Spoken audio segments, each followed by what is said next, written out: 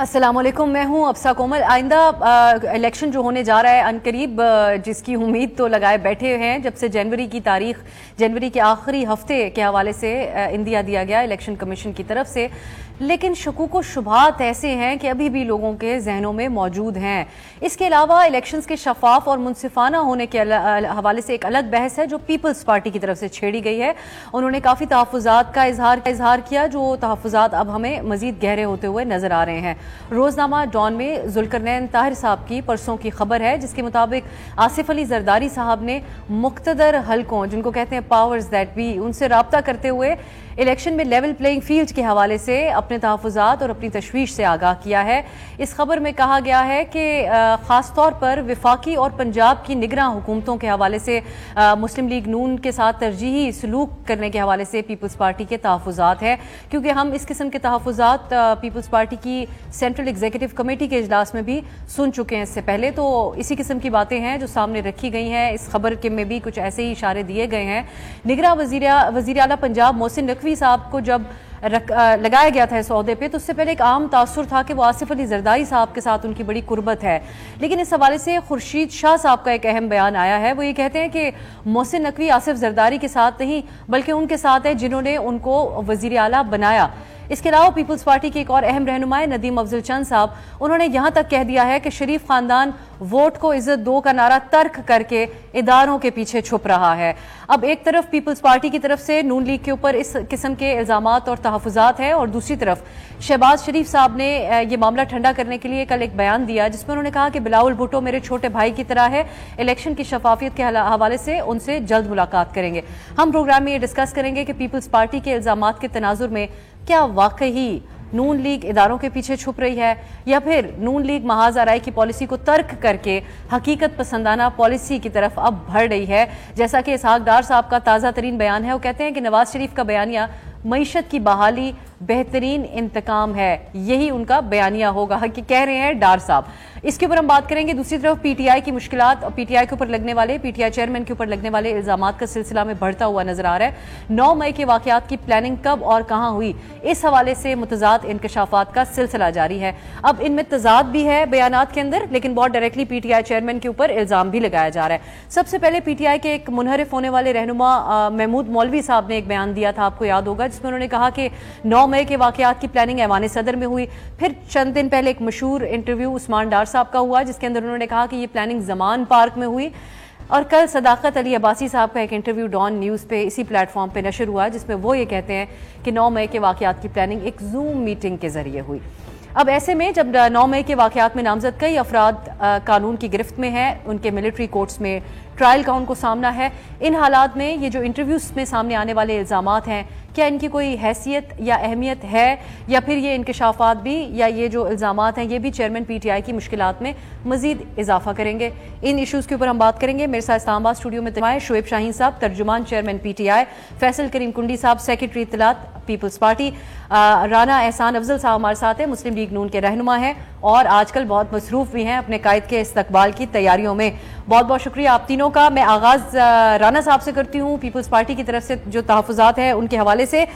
رانا صاحب، چند صاحب نے، ندیم افضل چند صاحب نے کو خاص لحاظ ایک طرف رکھتے ہوئے بلکہ بہت وضاحت کے ساتھ بات کی ہے۔ وہ کہتے ہیں نون لیگ اپنا ووٹ کو عزت کا بیانیہ ترک کر کے اداروں کے پیچھے چھپ گئی ہے۔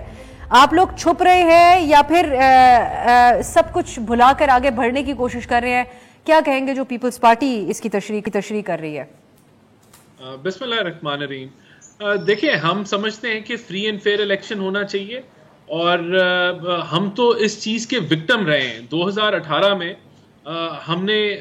ہم سمجھتے ہیں کہ ہم 2/3 سے حکومت بنانے جا رہے تھے وفاق میں، پنجاب میں، لیکن جو مینجمنٹ ہوئی، جو پلاننگ ہوئی، جو معاونت ملی اس وقت کی پی ٹی آئی کی جماعت کو، چاہے وہ اس وقت کی ریاست تھی یا جوڈیشری تھی، اس سے پوری ایک پلان کے تحت ہماری جماعت کو الیکشن RTS کو بٹھایا گیا، ان کے لیے راہ ہموار کی گئی۔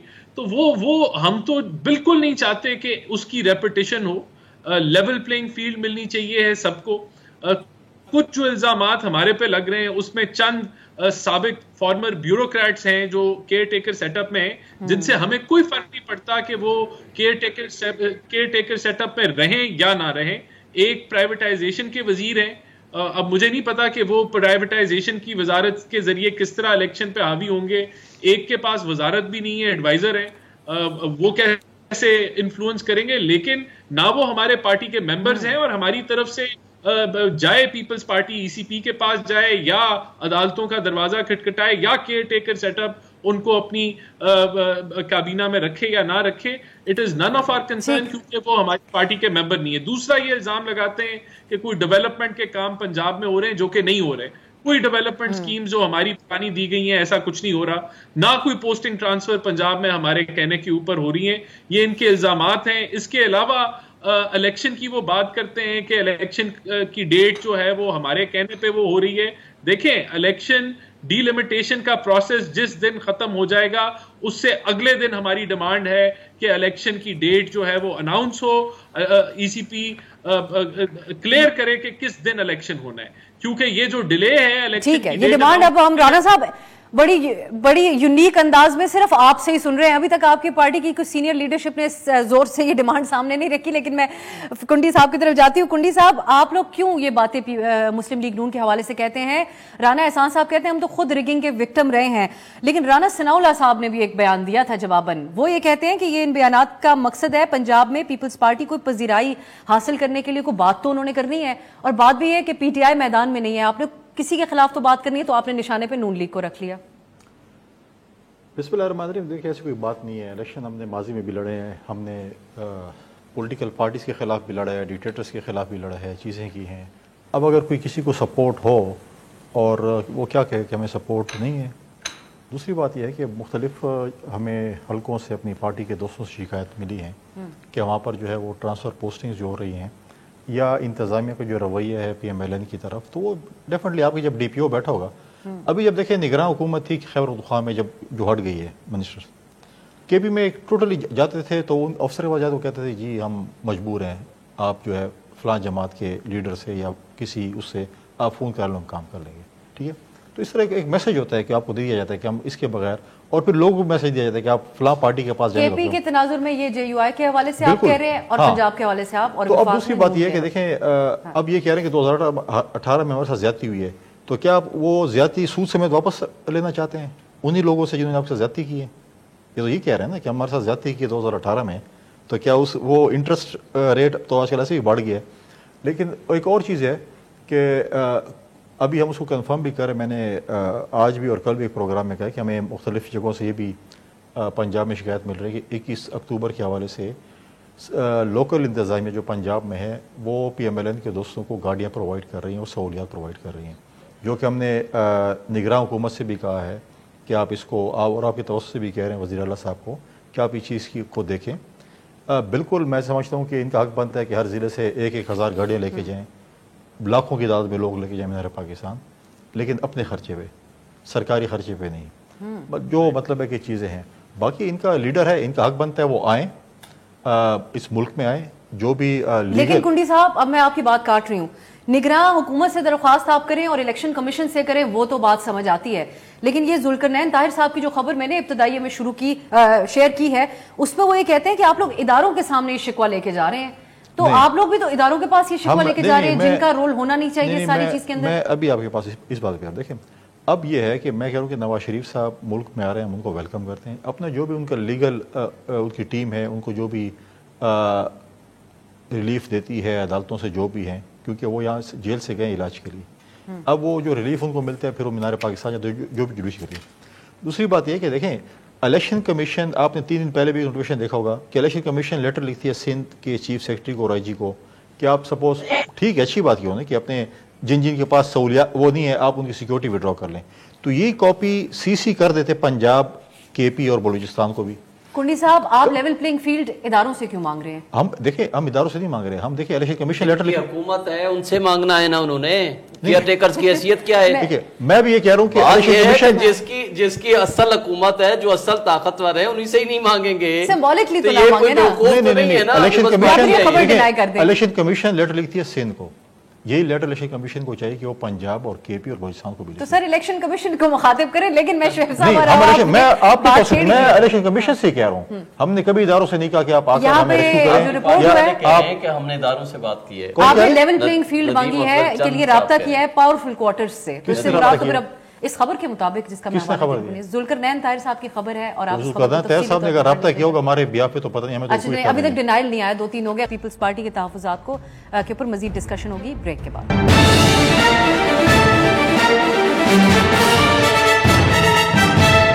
بریک کے بعد خوش آمدید، ہم بات کر رہے ہیں پی ٹی آئی کے لوگوں کی طرف سے جس قسم کے الزامات لگائے جا رہے ہیں، ڈائریکٹلی 9 مئی کے واقعات کا ذمہ دار وہ پارٹی کے چیئرمین کو قرار دے رہے ہیں۔ رانا احسان صاحب، بریک سے پہلے جو بات ہو رہی تھی آپ نے یقیناً یہ دونوں شخصیات کی گفتگو ان انٹرویوز کے حوالے سے سنی ہوں گی، آپ بطور ایک سیاسی ورکر اس کے اوپر کیا رائے رکھتے ہیں؟ کئی دفعہ آپ لوگوں کی جماعت سے لوگ بھی ایسی بات کر رہے ہیں اور آپ کی جماعت کے حمایت یافتہ لوگ بھی یہ بات کرتے ہیں کہ دیگر سیاسی جماعتوں نے ریزسٹ کیا لیکن پی ٹی آئی سے منسلک لوگ بہت جلدی بولنا شروع ہو گئے ہیں، آپ کیا کہتے ہیں اس کے اوپر؟ بطور سیاسی ورکر آپ سمجھتے ہیں کہ اس طرح کی ان کنڈیشنز کے اندر لگنے والے الزامات کو سنجیدہ لینا چاہیے لیڈرشپ کے حوالے سے یا نہیں لینا چاہیے؟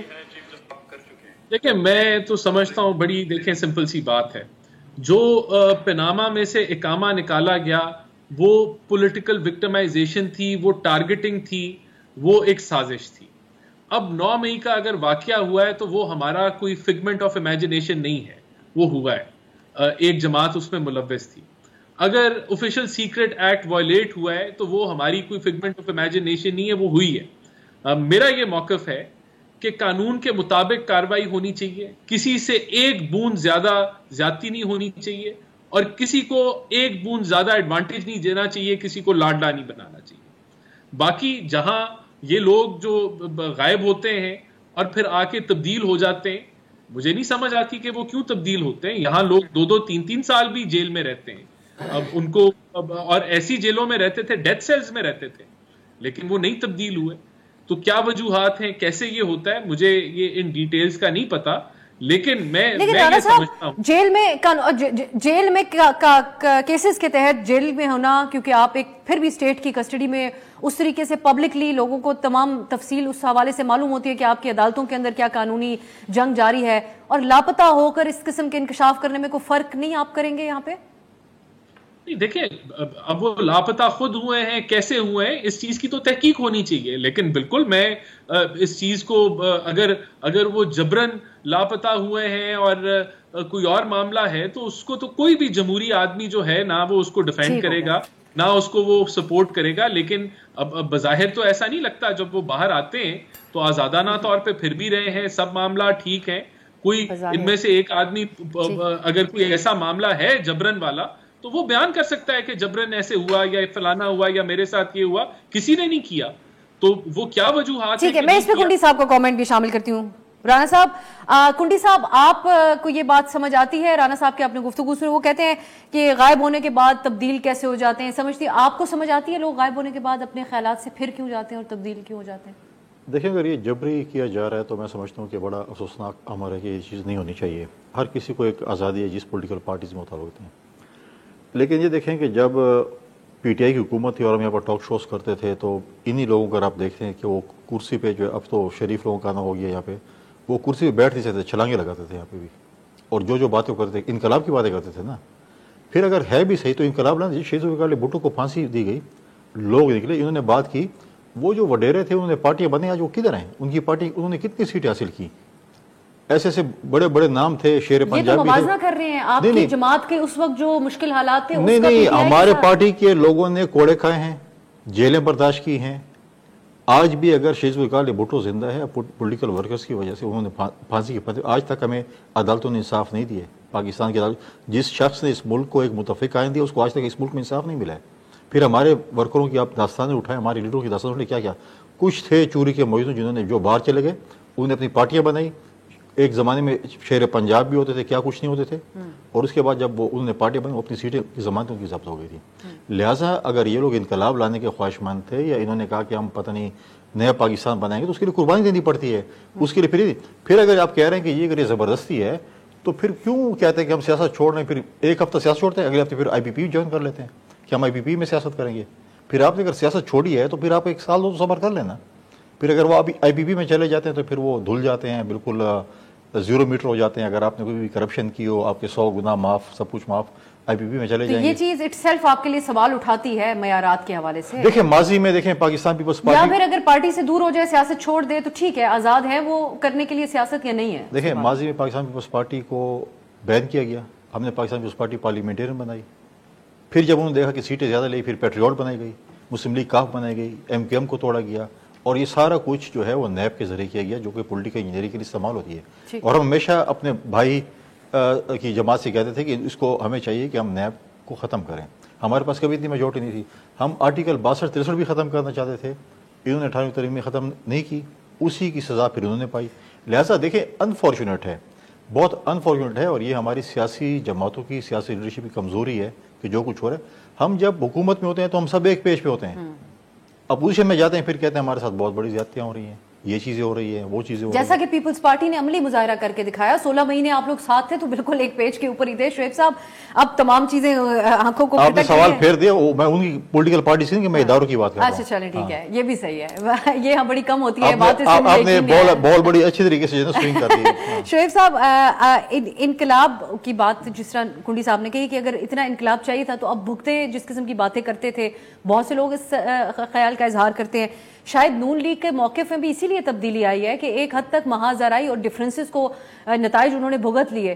تو کیا یہ بہتر پالیسی نہیں ہوگی ان کی, کیا وہ مستقبل کی بات کریں گراؤنڈ ریالٹیز کو حقیقت پسندانہ نیریٹو اپناتے ہوئے؟ اب سب پہلی بات تو یہ ہے کہ آپ نے انقلاب کی بات کی, میں دوبارہ جواب دیتا ہوں. آپ جو مسلم لیگ نون کے بارے میں کہہ رہے ہیں نا, ان کے بارے میں تو بات نہ ہی کریں, وہ کسی ایک بیانیے پہ تو کھڑے ہو جائیں.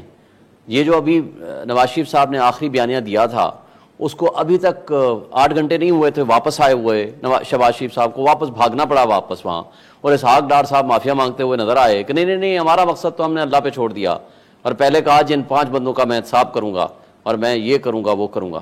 آپ کوئی 2 گھنٹے بھی یا 2 دن بھی آپ اس نے بیانے پہ قائم نہیں رہ سکے. ایسی باتیں کرنے کا پی ٹی آئی چیئرمین کے لیے کیا نتیجہ نکلا؟ سن لینا, میں آپ کو آ رہا ہوں, جواب آ رہا ہوں, اب ذرا صبر کریں, میں آ رہا ہوں. شہباز صاحب یہی پیغام لے. پہلی بات تو یہ ہے کہ کسی بیانے پہ کھڑے ہو جائیں, یہ کھڑے ہونے والے نہیں ہیں. یہ پہلے بھی ڈیل کر کے گئے, ڈیل کر کے واپس آئے, پھر ڈیل کر کے گئے, پھر ڈیل کر کے واپس آ رہے ہیں. ڈیلر جو ہے وہ لیڈر نہیں ہوا کرتا. عمران خان لیڈر ہے, آج بھی وہ اس ملک میں ہے, اس ملک میں رہے گا, اس کا مرنا جینا اس ملک میں ہے. نہ وہ لندن بھاگے گا نہ وہ دبئی بھاگے گا, اس لیے کہ ہمارے ملک کی لیڈرشپ کو ملک میں رہنا چاہیے خواہ جتنے برے حالات ہوں. آپ انقلاب کی بات کرتے ہیں, انقلاب اس سے بڑا اور کیا ہوگا؟ آج بندے بندے سے پوچھیں, اس کے دل میں محبت اگر ہے تو صرف ایک لیڈر کے لیے ہے, وہ ہے عمران خان. آج گیلپ سروے آپ اٹھا لیں, گو کہ اس پہ بھی ہمارا اعتراض ہے, چونکہ جو ایک ادارے کو بتایا گیا 88% کی مقبولیت, وہ کسی پولیٹیکل پارٹی کے ساتھ تقابل میں نہیں تھی, باقی اداروں کے ساتھ تھی. میں اس پہ نہیں جانا چاہتا. اس ادارے کے ساتھ تو 100% لوگوں کو ہونا چاہیے تھا, کیونکہ انہوں نے ہمارے ملک کی حفاظت کرنی ہے. لیکن ہم ان کی سیاست کے اندر مداخلت کے قائل نہیں ہیں. اسی لیے رکھا گیا تھا پی ٹی آئی نے اپنا مقابلہ اس ادارے کے ساتھ شروع کر دیا تھا, میں آگے آ رہا ہوں. ہم ان کی سیاست کے اندر مداخلت کے خلاف ہیں. میں آپ کو ایک بات بتا دوں, انقلاب کیا ہوتا ہے؟ انقلاب ہوتا ہے اویئرنیس, انقلاب ہوتا ہے ایکسپوز کرنا مافیا کو. آج جتنا مافیا ایکسپوز ہوا ہے, تمام ادارے ایکسپوز ہوئے ہیں, اسٹیبلشمنٹ ایکسپوز ہوئی ہے, جوڈیشری ایکسپوز ہوئی ہے, وہ کس کا رول ہے؟ وہ صرف ایک شخص کا رول ہے, وہ ہے عمران خان. آج مجھے بتائیں, آپ کسی اسٹریٹ والے سے بھی پوچھو, اس کو انفارمیشن ہے, اس کو پتا ہے کہ اس کو پولیٹیکلی وکٹمائز کیا جا رہا ہے, اس کو کارنر کیا جا رہا ہے. آج بھی پبلک 60, 70, 80% تک عمران خان کے ساتھ کھڑی ہوئی ہے. یہ انقلاب نہیں ہے تو اور کیا ہے؟ آپ نے پارٹی کو توڑنے کے لیے تمام ادارے, تمام آپ نے وسائل, تمام لوگوں کو اس کے خلاف استعمال کر رہے ہیں, اور آج بھی وہ پارٹی نہیں ٹوٹ رہی, اس کی مقبولیت بڑھتی جا رہی ہے. تو یہ کیا ہے؟ اسی کو آپ انقلاب کہتے ہیں. رانا صاحب, انقلاب کے حوالے سے اگر آپ نے جواب سن لیا اور شعیب صاحب کا, اور خاص طور پر ان کا یہ جو جملہ ہے اس پہ اگر آپ رسپونڈ کرنا چاہیں. انہوں نے کہا جو ڈیل کرنے والا ہوتا ہے ڈیلر لیڈر نہیں ہوتا, اور جو الزامات کنڈی صاحب نے لگائے کہ سرکار کے وسائل سے میاں صاحب کا استقبال ہوگا, گاڑیاں جائیں گی, ان دونوں چیزوں پہ رسپونڈ کر دیں رانا احسان صاحب. مجھے تو ہنسی آتی ہے جب یہ انقلاب کی بات کرتے ہیں. یہ RTS بٹھا کے حکومت میں آئے, بل ان سے پاس نہیں ہوتے تھے, بل ان کے ٹیلی فون کالوں پہ پاس ہوتے تھے. سینٹ میں جب ان کے پاس نمبر نہیں ہوتے تھے, نمبر وہ پورے کرتے تھے. ان کے اپنے جو حاضر صدر ہیں وہ کہتے تھے کہ نیپی ان کے چینج ہوتے تھے. خود یہ اعتراف کر چکے ہیں کہ ہر اپوائنٹمنٹ ہر چیز وہ ان کے کہنے پہ کرتے تھے. یہ کون سے انقلابی ہیں؟ آخری وقت تک جو ہے وہ ایکسٹینشن دینے کے لیے بھی تیار تھے ہر لحاظ سے. پھر بات چیت بھی یہ جو انقلابی ہیں یہ سیاسی اپنے حریفوں سے تو بات چیت کرنا ہی نہیں چاہتے تھے. یہ تو بات چیت ہی ان سے کرنا چاہتے تھے. انہی کو بلاتے تھے, انہی کو کوستے تھے, انہی کو بانگے دیتے تھے. یہ انقلاب لانا چاہتے ہیں. کون سا انقلاب؟ جب انہوں نے 126 دن کا دھرنا دیا تو وہ بھی سپانسرڈ دھرنا تھا. پوری ان کی جو اقتدار میں آنے کی جو کاوش تھی وہ سپانسرڈ تھی. تو یہ انقلابی بنے ہوئے. آج بھی ان کی خواہش یہی ہے کہ کسی طریقے سے ان کو موقع دوبارہ مل جائے تو ان کا سارا انقلاب نکل جائے گا. دیکھیں بات یہ ہے کہ ہم تو کہتے ہیں کہ میں ریپیٹ کروں گا بات کہ فری اور فیئر الیکشن ہونا چاہیے, لیول پلینگ فیلڈ ہونی چاہیے. لیکن اگر انہوں نے جو ہے فوجی تنصیبات کے اوپر حملہ کیا ہے تو وہ ہمارے خواب و خیال میں تو نہیں کیا, وہ تو پوری 24 کروڑ عوام نے دیکھا ہے. اب جب ان کے اوپر پکڑ ہو رہی ہے تو یہ کہتے ہیں جی یہ ہمارے پولیٹیکل وکٹمائزیشن کا کارڈ لے رہے ہیں. کون سا انہوں نے ڈرامہ نہیں کیا؟ انہوں نے نفرت کے بیج بوئے, جھوٹے بیانیے کے اوپر بوئے کہ یہ امریکن سازش ہے, وہاں سے انویسٹمنٹ ہوئی ہے تو حکومت چینج ہوئی ہے. سائفر کے اوپر جو ہے وہ انہوں نے فارن پالیسی کو داؤ پہ لگا دیا. ہر لحاظ سے انہوں نے جو ہے وہ میر جعفر میر صادق کے نعرے لگائے, IMF کو خط لکھ دیا, GSP پلس کو سیبوٹاج کرنا چاہتے تھے. تو یہ انقلابی ہیں. یہ یہاں ایک جو سیاسی ماحول کو گندا کرنے والے انقلابی ہیں, اس کو انقلاب یہ کہتے ہیں. تو میں سمجھتا ہوں کہ آگے بڑھنے کے لیے آگے بھی جو پاکستان کے مسائل ہیں اس کے اندر بھی آپ کو ایک دوسرے کے ساتھ مل کے چلنا ہوگا, جس کا ان کو الف بے بھی نہیں پتا. ان کو تو یہ نہیں پتا تھا اقتدار کے اندر کہ ہم نے ہمارے جو کولیشن پارٹنرز ہیں ان کی بھی کوئی حیثیت ہے. یہ تو ان کو بھی ٹیلی فون کالوں پہ چلاتے تھے. تو یہاں یہ انقلاب کی جب بات کرتے ہیں انہوں نے, اور پھر دیکھیں ان کی اپنی پرفارمنس, ان کے شبر زیدی صاحب ان کو دیوالیہ قرار کر گئے تھے ان کے دور حکومت میں, ان کے اپنے وزیر خزانہ ڈائریکشن لیس اکانومی قرار کر گئے تھے.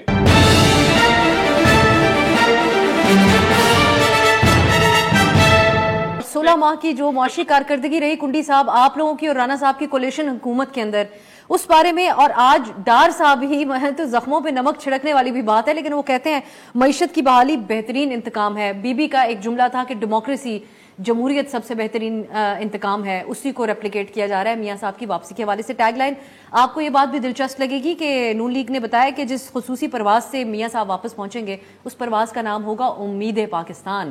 تو اب تمام باتیں مستقبل کے حوالے سے ہو رہی ہیں. لیکن یہ جو بات یہاں پر شعیب صاحب نے کہی تھی گیلپ سروے کے حوالے سے کہ ایک سروے یہ بھی ہونا چاہیے تھا کہ اسٹیبلشمنٹ کا رول سیاست کے اندر, لیکن میں آپ سے یہ جاننا چاہوں گی کہ اگر ایسا ہو جاتا تو مجھے یہ خدشہ ہے کہ آپ تمام سیاسی جماعتوں کے کوئی حق میں فیصلہ نہیں آنا تھا اس کا.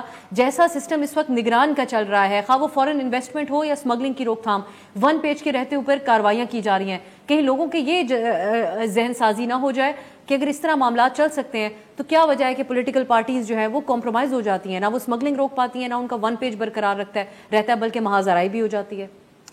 دیکھیں دو چیزیں ابھی شعیب شاہی صاحب نے بات کی اسٹیبلشمنٹ کے حوالے سے. ان کے پارٹی کے لیڈر, پارٹی کے چیئرمین مختلف جگہوں پہ ہمیں یہ کہتے ہوئے پائے گئے کہ جی ہم ایک پیج پہ ہیں اور میری ساری حکومت وہ چلا رہے ہیں اور بہت بہترین چلا رہے ہیں, ہم میری جو ہے وہ چیزیں ٹھیک کر رہے ہیں. اور آپ کو بھی پتہ ہوگا اس کے اگر آپ پرانے کلپس نکالیں کس طریقے سے انہوں نے ان کو انوالو کیا پالیٹکس کے اندر.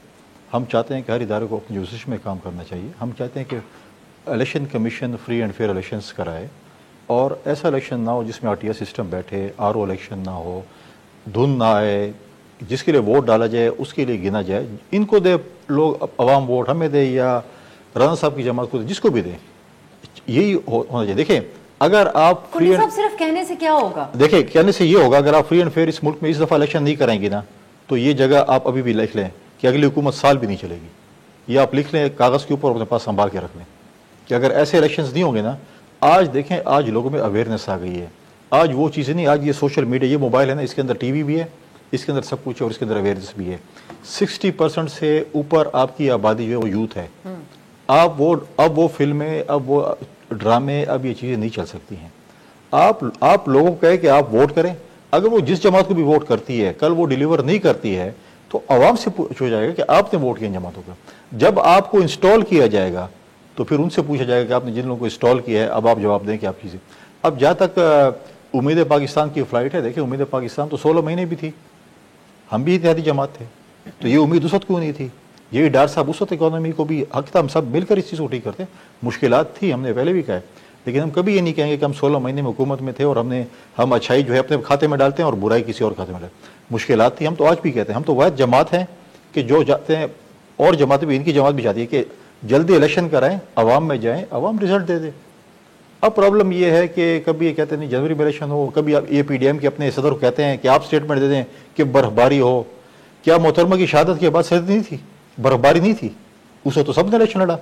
अब इनको बर्फबारी याद आ गई और सर्दी का मौसम याद आ गया, उस वक्त भी सर्दी थी, उस वक्त तो सर्दी, उस वक्त सर्दी। तो ये फरमाइशी प्रोग्राम पे बयानात कम अज कम नहीं दिए जाएं, किसी की फरमाइश पे आप न दें। हम कहते हैं इलेक्शन कमीशन जो है वो इलेक्शन की डेट दे, इलेक्शन के शेड्यूल दे। ऑलरेडी उन्होंने आइन से इनराफ किया है, आइन के मुताबिक ECP के लिए राना साहब ने, मेरे भाई ने बात की है, वो जो डिलिमिटेशन जो है that's legislation, that's not constitution. ठीक है, अगर आप सीटें बढ़ाते तो फिर बात होती, सीटें आप बढ़ा नहीं सकते, 2/3 मेजॉरिटी नहीं थी। तो आप इस चीज का बहाना न करें कि जी अब वो जब जैसे खत्म होगा, तारीख दे देना। देखिए मैं आपको एक मिसाल दे रहा हूँ, अब ये कह रहे डिलिमिटेशन, एक हफ्ते के अंदर तारीख दो। देखिए डिलिमिटेशन की बात कर रहे हैं ना, हमारे जो इलेक्शन 2018 में हुए थे, उनके जब इलेक्शन ट्रिब्यूनल में केसेस जो है ना, आज तक सुप्रीम कोर्ट ने फैसला नहीं किया और असेंबली की टाइम खत्म हो गया। तो आपको क्या पता है कल वो अदालतों में जाएंगे कि कब तक फैसला करेंगे? शोएब साहब आप ये बताइएगा कि अब ये इस तरह कुंडी साहब ये खदशे का इजहार कर रहे हैं कि अगर शफाफ इलेक्शन ना हुए तो 1 साल भी हुकूमत वो कहते हैं नहीं चलेगी, इस बात से आप इत्तेफाक करते हैं? या एक और जो हमें मामला बनता हुआ नजर आ रहा है कि केयर टेकर सेटअप भी तो मामला चला रहा है, प्राइम मिनिस्टर साहब के इंटरव्यूज भी आ रहे हैं, निगरां प्राइम मिनिस्टर के, जो कार्रवाइयां गैर कानूनी मुकीम शहरियों का जो पाकिस्तान के अंदर गैर मुल्की हैं उनके हवाले से सियासी जमातें करते हुए रिलक्टेंट भी होती हैं, उनको अपने पॉलिटिकल कैपिटल को भी रिस्पॉन्ड करना पड़ता है। स्मगलिंग की रोकथाम के मामला जो है वो उनकी एक बस की बात ही नहीं है। इसके अलावा जो फॉरेन इन्वेस्टमेंट का फोरम है वो भी एक बड़ी ज़बरदस्त चीज़ दिखाई देती है। तो ये सब तो केयर टेकर भी कर सकता है, क्या जरूरत लोग कहेंगे? देखिए पहली बात तो ये है कि ये केयर टेकर नहीं, ये चेयर टेकर बने हुए हैं। 2 गैर आइनी हुकूमतें ऑलरेडी बैठी हुई हैं पंजाब और KP में। मैं इनकी इस बात को, कुंडी साहब की बात को बहुत अप्रिशिएट कर रहा हूँ, लेकिन ये देर आयत दुरुस्त आयत वाली बात है। मुझे बताएं कि ये उस वक्त जब हम पंजाब और KP में कहते थे इलेक्शंस करा लें, उस वक्त अगर ये करा लेते तो आज ये ना होता। इसलिए कि आइन को जब एक दफ़ा आप पामाल कर देंगे कि तो फिर वो पामाली चलती रहेगी। और अगर PMLN को ये यकीन होता ना कि ये इलेक्शन जीत सकते हैं या मुकाबला भी कर सकते हैं, ये 60 दिन में इलेक्शन कराते, ये शोशा ना छोड़ते CCI की आखिरी दिन मीटिंग का। 4 दिन पहले CCI की मीटिंग कराई गई और वो भी अनकॉन्स्टिट्यूशनल। 2 वज़राए आला मुझे बताएं 17 करोड़ आबादी को जो रिप्रेजेंट कर रहे हैं वो क्या फैसला करने के मजाज थे? वो दोनों सूबाई वज़राए आला। आगे बढ़ के क्या होगा? अब आगे की बात ये है, देखें मौलाना फजलुर रहमान साहब वो इस्लामी तर्जमान हैं मुस्लिम लीग नून के, जो बात मुस्लिम लीग नून अपने मुंह से नहीं कह सकती उनसे कहलवाती है। तो मैं इनकी बात से इत्तेफाक करता हूं कि वो उनकी ख्वाहिश है, चाह रही है इलेक्शन के अंदर, चाह रही है कि अब ना हो इलेक्शन, या कोई और चाह रहा है ऐसा? इसके ऊपर आप बात करें। देखें इस वक्त एस्टेब्लिशमेंट, मुस्लिम लीग नून और JUIF ये बिल्कुल एक पेज पे हैं। इनकी ख्वाहिश है किसी तरीके से इलेक्शन का अल्तवा हो। आप देख लें शाहिद खान भाई साहब क्या रहे हैं, इलेक्शन तो होने नहीं चाहिए, इन हालात में इलेक्शन ना हो। वजह क्या है? उनको नजर आ रहा है फ्री एंड फेयर इलेक्शन उन्हें कराना नहीं है। जब नहीं कराना तो ये जो लेकर आएंगे उन्होंने इस वक्त मुल्क की, मुझे बता दें आज ये 16 महीने में ये जो कहते हैं हमने जमहूरी तरीके से आए थे, चले मान लेते हैं आप अदम एतमाद से आए, इस मुल्क को सियासी अदम इस्तेकाम की वजह से, पॉलिसीज में इनकंसिस्टेंसी की वजह से मुल्क को नाकाबिल तलाफी नुकसान पहुंचाया। और अगर आपने इस तरह के इलेक्शन करा के जबर, खौफ और बर्बरियत के हालात में एक पार्टी जो मोस्ट पॉपुलर पार्टी है उसको क्रश करने की नीयत से इस इलेक्शन को मानेगा कौन? कोई ना दुनिया मानेगी, एक मिनट सिर्फ, ना दुनिया मानेगी, ना आपकी आवाम मानेगी, ना कोई इन्वेस्टर यहां आएगा। और ये 8 महीने क्या 10 महीने में नहीं चलेगा। और ये नेशनल सिक्योरिटी एक्ट रिस्क आ जाएगी। एक्सरसाइज का क्या फायदा? एक ब्रेक की हम ये कहते हैं कि फ्री एंड फेयर इलेक्शन कराएं, इसका वाहिद हल मुल्क के लिए और 25 करोड़ आवाम के बेहतरी के लिए होता है इलेक्शन में। तो क्या ये तमाम सियासी जमातों के लिए नुकसानदेह होगा? राना साहब से और कुंडी साहब से इसके ऊपर बात करते हैं एक ब्रेक के बाद।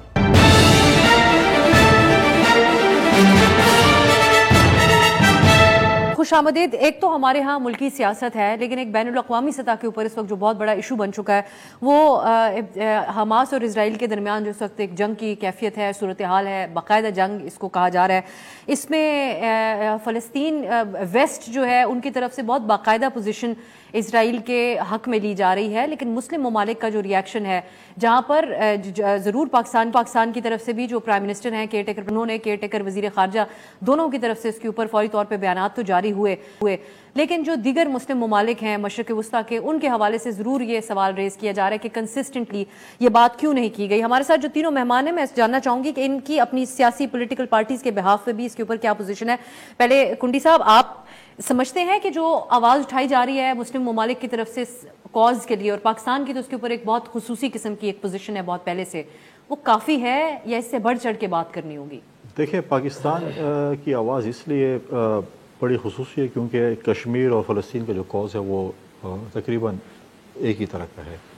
اور میں کل خود فلسطین کے امبیسڈر سے ملاقات کرنے گیا تھا اور بات چیت ہوئی, اور واحد پہلے چیئرمین بلال بھٹو زرداری صاحب بھی تھے, پہلی کانفرنس سب سے پہلے انہوں نے کی اور کشمیر کی ایشو کو ریز کیا, اور باقی پولیٹیکل پارٹیز نے بھی اس کو کیا. جو آواز مسلم امہ کو اٹھانی چاہیے تھی اس طریقے سے آواز اٹھ نہیں رہی ہے, جس طرح ویسٹرن کنٹریز بالکل ڈنگے کی چوٹ پہ آ گئے. اب دیکھیے اس ملک میں ایسی صورتحال ہے, آپ نے کیئر ٹیکر کی بات کی, جب تک آپ کے پاس پارلیمنٹ نہیں ہوگی, جب آپ کے پاس الیکٹڈ حکومت نہیں ہوگی, آپ دیکھیں کیئر ٹیکر حکومتوں کے ساتھ انٹرنیشنل کمیونٹی جو ہے وہ ہچکچا کے بات کرتی ہے. آپ آج افسوسناک امر یہ ہے کہ پاکستان میں اتنے ایشوز ہو گئے ہیں. آج سینٹ تو موجود ہے نا, ہم لوگ کہتے ہیں جی اگر آپ نے الیکشن نہیں کرایا مارچ سے تو سینٹ آدھی رہ جائے گی. پوری سینٹ بیٹھی ہوئی وہ کیا کر رہی ہے؟ آج تک سینٹ میں ہم ریکوزیشن بھیجتے ہیں, سینٹ کا اجلاس نہیں بلایا جاتا. بھائی سینٹ کا اجلاس بلائیں, اتنے امپورٹنٹ اگر فلسطین کے ساتھ پاکستان کا جو ایک رشتہ ہے اس پہ سینٹ کا اجلاس کیوں نہیں بلایا جا رہا؟ اس سے پہلے پاکستان میں جو ایشوز ہوئے ہیں, چاہے وہ مہنگائی کا تھا, پیٹرول کی قیمتوں کا تھا, جس پہ بھی تھا, پاکستان کا جو سرکاری موقف ہے اس سے آپ اتفاق رکھتے ہیں؟